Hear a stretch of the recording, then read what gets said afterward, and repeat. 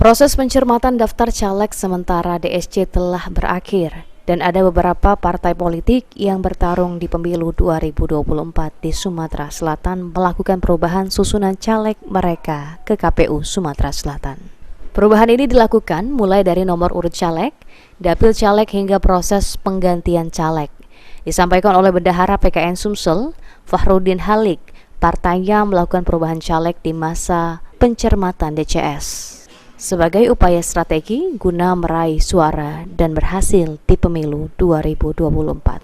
Dengan adanya perubahan di masa pencermatan, Fahrudin optimis partainya bisa meraih 4 kursi di DPRD Sumatera Selatan. Ya, perubahan itu ada beberapa caleg yang mundur kan, ada yang pindah posisi, dan secara umum ada juga strategi untuk pemenangan PKN di pemilu 2024 nanti. Khususnya di wilayah Sumsel, Pak, ya? Khususnya di Provinsi Sumatera Selatan. Ya, mungkin ada berapa Kak target kita Kak untuk provinsi ini Kak?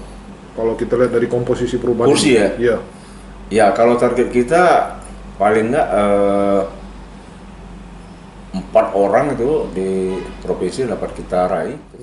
Sementara itu, anggota KPU Sumatera Selatan Hendri Daya Putra menjelaskan sejauh ini dari proses DCS yang dilakukan beberapa waktu lalu, seluruh caleg yang diajukan oleh partai politik tidak alami permasalahan.